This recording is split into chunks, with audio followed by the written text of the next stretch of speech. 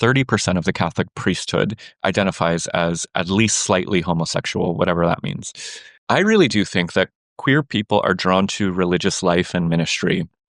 One, for that repression aspect. I think a lot of us make these strange deals with ourselves and with God that if we devote ourselves to ministry, either God will heal us, like I thought, and I'll get a wife and just not have to deal with this, or in like a Catholic case, I'll never have to deal with it because I'm committing to celibacy, and so it's not a question.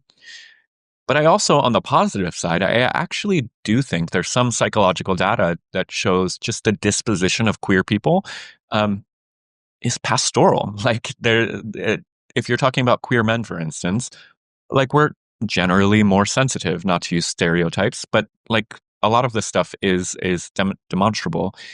And I do think that there's just a unique disposition of personality that I think a lot of queer people have that make them more apt to ministry.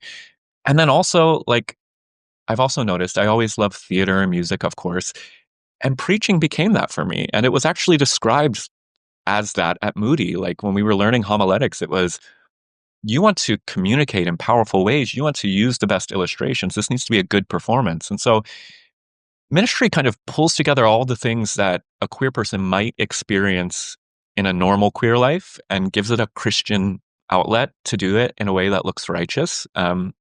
And so I think it's a mix of repression and personality and all of that other stuff that might draw queer folks towards ministry. I've never thought of how many fundamentalist preachers are like frustrated theater kids. That's a really Yeah. interesting dynamic.